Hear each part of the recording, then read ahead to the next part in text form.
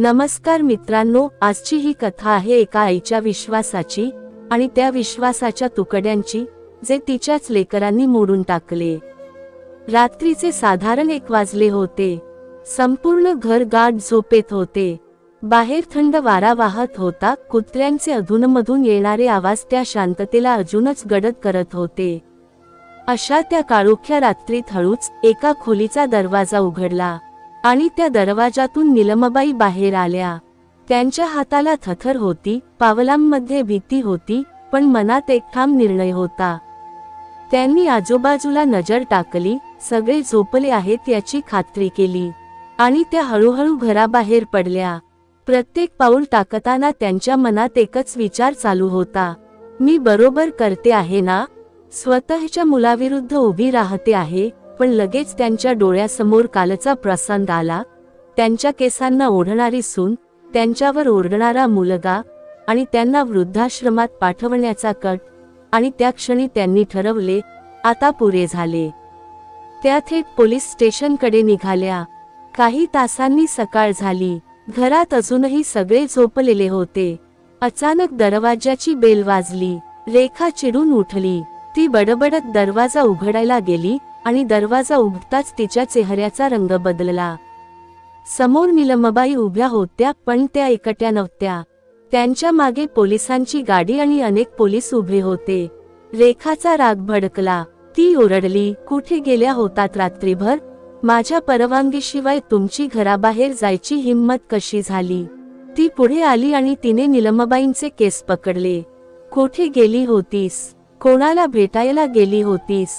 तेवढ्यात एक महिला पोलीस पुढे आली आणि तिने रेखाच्या गालावर जोरदार चापट मारली।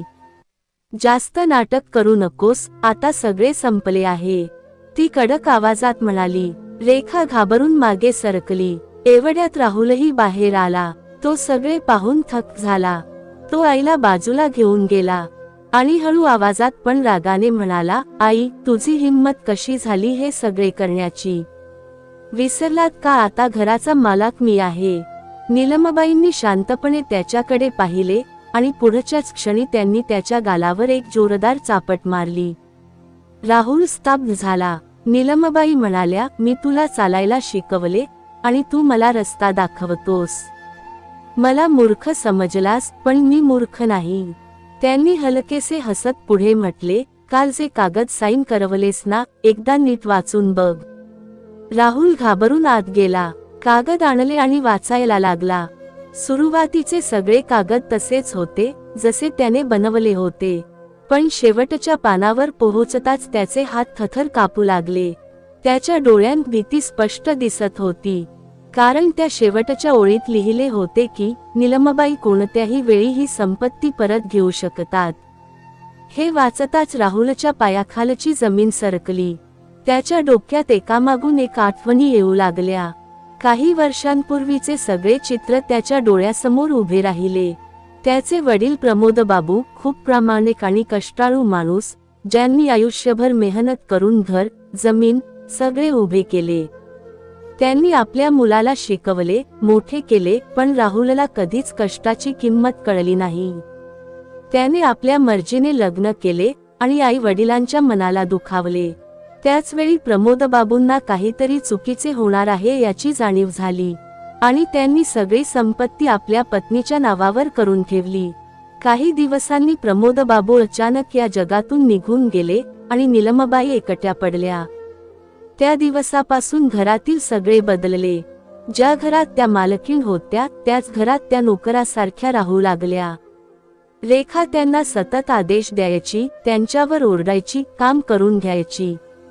सकाळपासून रात्रीपर्यंत नीलमबाई काम करत राहायच्या, पण त्यांना कधीच सन्मान मिळाला नाही।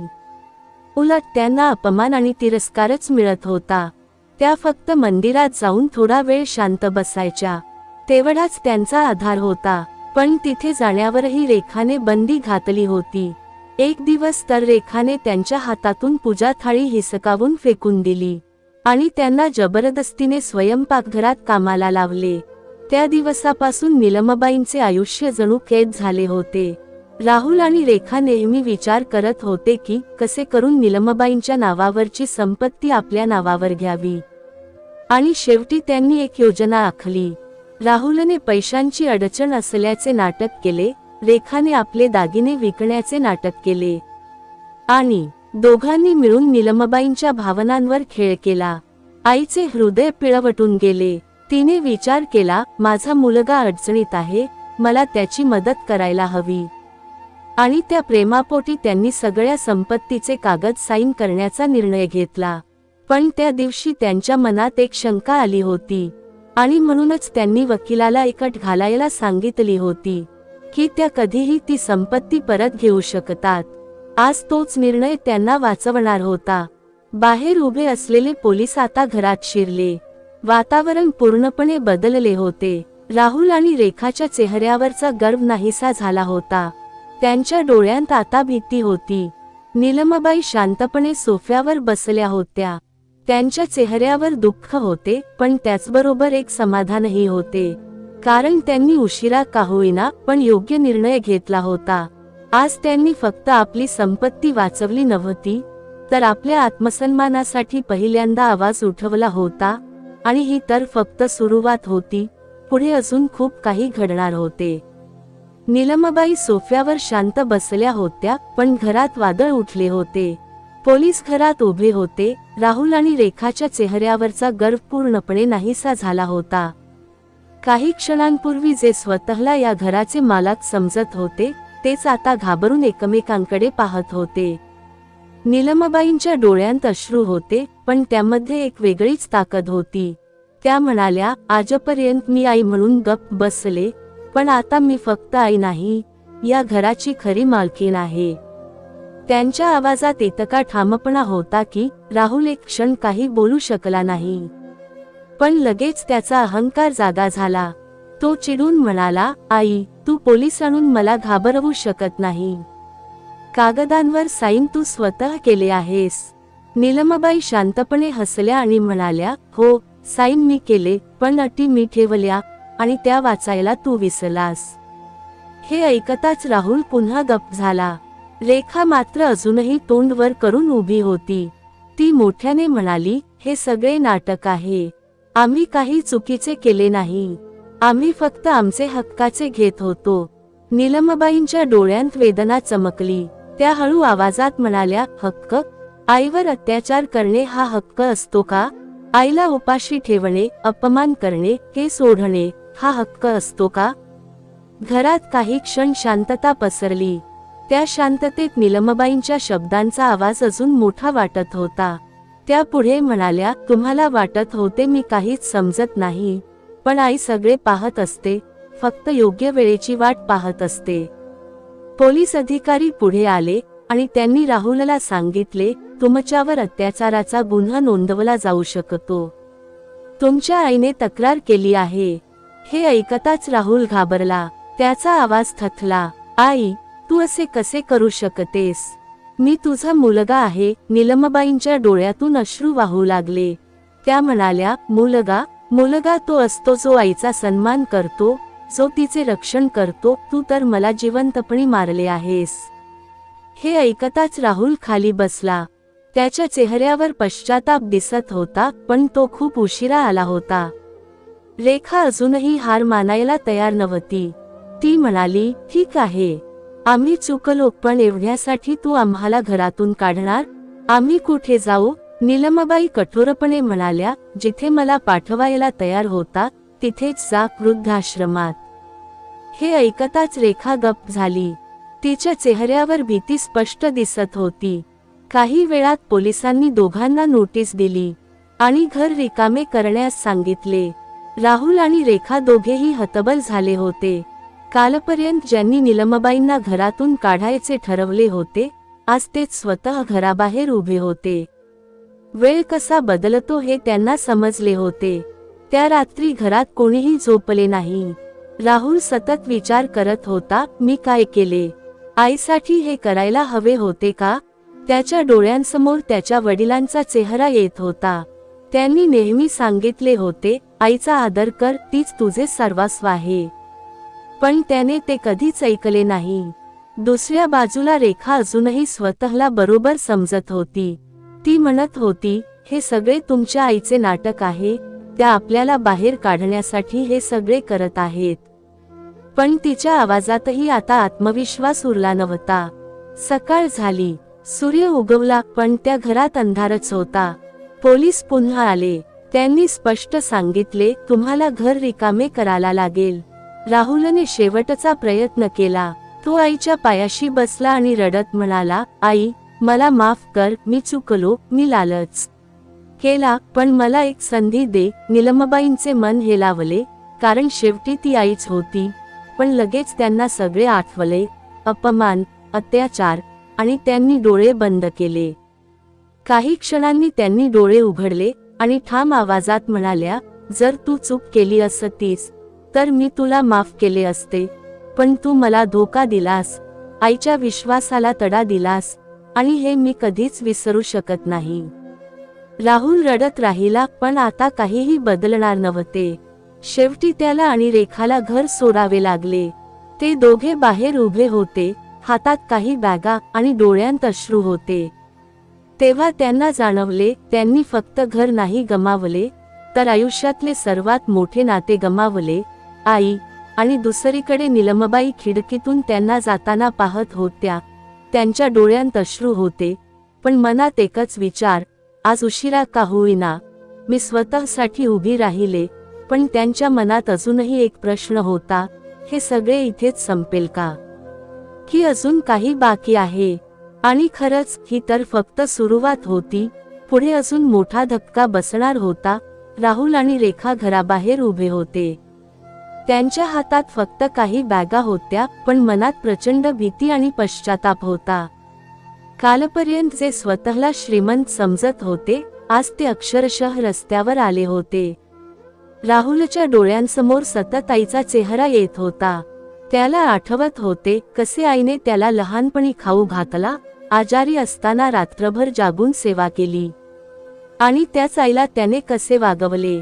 तो मनातच स्वतःला शिव्या देत होता, मी काय केले? पैशांसाठी मी माझी आई गमावली. रेखा मात्र अजूनही परिस्थितीला पूर्णपणे स्वीकारायला तयार नव्हती. ती रागाने म्हणाली, हे सगळे तुझ्या आईमुळे झाले. त्यांनी आपल्याला मुद्दाम बाहेर काढले.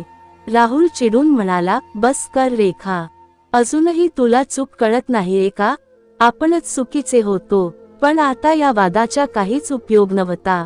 दोघेही तात्पुरते एका छोट्या भाड्याच्या घरात राहायला गेले. ते घर त्यांच्या जुन्या घराच्या तुलनेत खूप लहान आणि साधे होते. पहिल्याच दिवशी रेखाला सगळे काम स्वतः करावे लागले.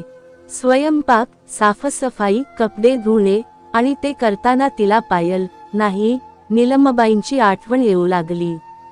त्या रोज हे सगळे करत होत्या, आणि आपण त्यांना काय दिले?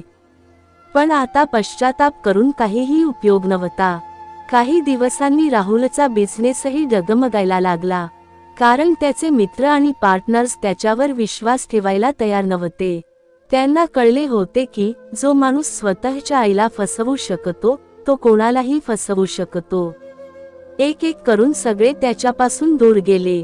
पैशांची आवक बंद झाली. घर चालवणे कठीण झाले. रेखा आता रोज भांडायला लागली, काय उपयोग तुझ्या बिझनेसचा? सगळे संपवलेस. राहुल शांत बसून तिचे ऐकत होता, कारण त्याला माहित होते, या सगळ्याला तोच जबाबदार आहे. एक दिवस तर घरात खायला सुद्धा काही नव्हते. त्या रात्री राहुल खूप रडला. त्याला आईची खूप आठवण येत होती. आई असती तर कधी उपाशी ठेवली नसती. त्याच्या डोळ्यांतून अश्रू वाहत होते. त्या क्षणी त्याला कळले, पैसा सगळे काही नसतो. आई असते तेव्हाच घर असते, नाहीतर फक्त भिंती उरतात. दुसरीकडे निलमबाई आपल्या घरात एकट्या बसल्या होत्या. घर मोठे होते, शांत होते, पण रिकामे वाटत होते. त्यांनी खिडकीतून बाहेर पाहिले आणि स्वतःशीच पुटपुटल्या, मी बरोबर केले का? की मी जास्त कठोर झाले? त्यांच्या डोळ्यांतून अश्रू आले, कारण कितीही झाले तरी तो त्यांचा मुलगाच होता, आणि आईचे मन कधी पूर्णपणे कठोर होत नाही. पण त्याच वेळी त्यांना आठवले त्यांच्यावर झालेले अत्याचार, आणि त्यांनी स्वतःला सावरले, नाही, हे करायलाच हवे होते, नाहीतर मी संपले असते. पण नियतीने अजून एक वळण ठेवलेले होते, जे त्यांच्या आयुष्याला पुन्हा बदलणार होते. काही महिने असेच गेले. राहुल आणि रेखाचे आयुष्य पूर्णपणे बदलले होते.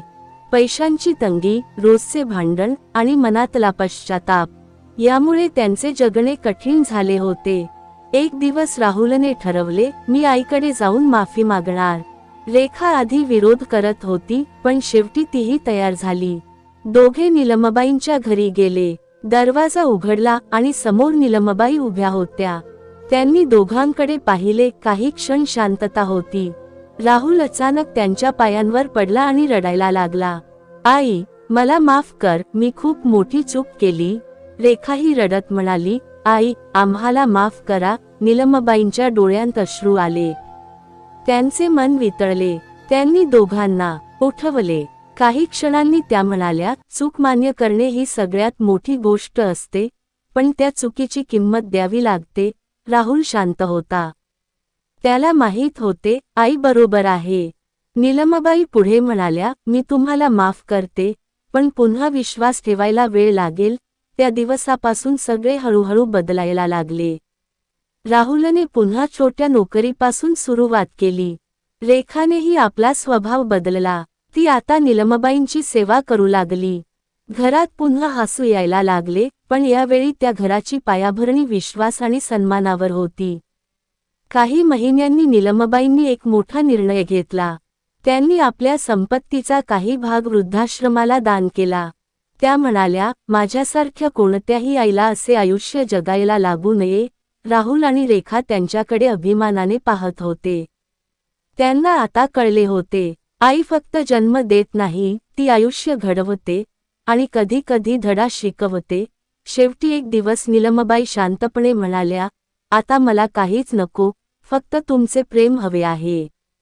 राहुल त्यांच्या जवळ बसला आणि म्हणाला, आई, आता मी कधीही तुला एकटे सोडणार नाही.